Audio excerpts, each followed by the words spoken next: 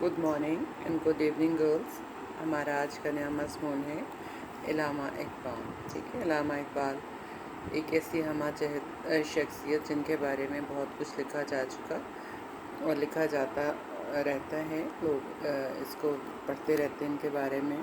छोटी क्लासेस से आप इल्लामा इकबाल मज़मून करते चले आ रहे हैं। सबसे पहले हमने इनका तारुफ़ देना है कि इल्लामा इकबाल कहाँ पैदा हुए, कब पैदा हुए, किस ख़ानदान से उनका ताल्लुक़ था, उन्होंने अपनी इब्तदाई तालीम कहाँ से हासिल की, फिर आला तालीम मज़ीद तालीम के लिए उन्होंने किस शहर का सफ़र किया, और जब उन्होंने लाहौर से तालीम मुकम्मल कर ली तो उसके बाद उन्होंने बैरून मुल्क 1905 में सफ़र इख्तियार किया, वहाँ से 1908 में आए।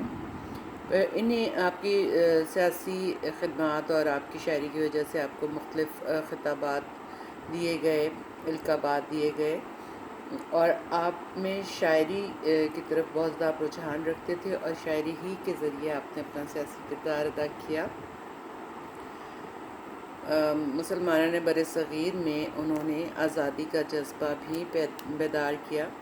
उनका जो सियासी किरदार था, उन्होंने अपने सियासी किरदार में अपनी शायरी को इसलिए इस्तेमाल किया कि उस वक़्त बर सग़ीर के जो लोग थे जो गफलत की नींद सो रहे थे, उन्होंने अपनी शायरी को इस्तेमाल किया कि वो अपनी गफलत से जाग जाएं और आज़ादी के लिए कोशिशें करें, और इसमें वो कामयाब रहे। इस सिलसिले में खुतबा अहलाबाद जो 1930 में उन्होंने दिया वो बहुत ज़्यादा अहमियत रखता है तारीख़ में, और उसी में आपने दो कौमी नज़रिया भी पेश किया था और उसी को बुनियाद बनाकर अलग वतन की तजवीज़ भी पेश की थी।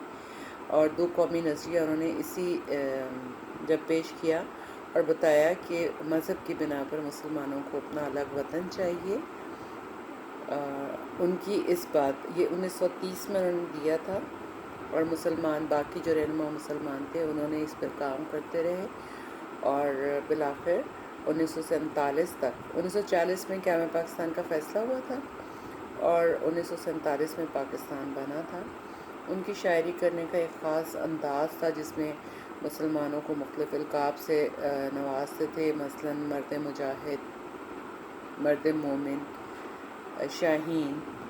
उन्होंने बच्चों के लिए उनकी किताबें हैं 9, उर्दू में हैं 4 और फ़ारसी में उनकी हैं 5 किताबें, यानी फ़ारसी में भी शायरी करते थे और उर्दू में भी।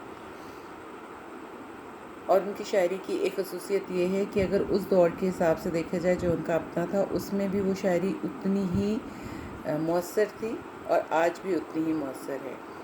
उन्होंने शायरी के हवाले से बच्चों को भी नज़रअंदाज नहीं किया। बच्चों के लिए भी बहुत सी नज़में लिखी हैं, उनके नाम भी मैंने मज़मून में लिखे हैं। उनकी खिदमात का एतराफ़ हुकूमत पाकिस्तान, हुकूमत बरतानिया दोनों ने ही किया।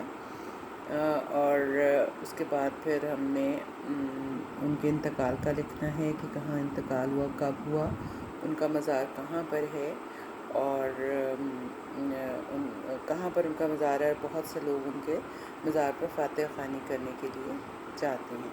ठीक है, मैंने अशार अलग नहीं किए, उसकी वजह ये है कि मज़मून की जब मैं आपको भेजूँगी साथ इसके, तो उसी में आपको शामिल मिलेगा।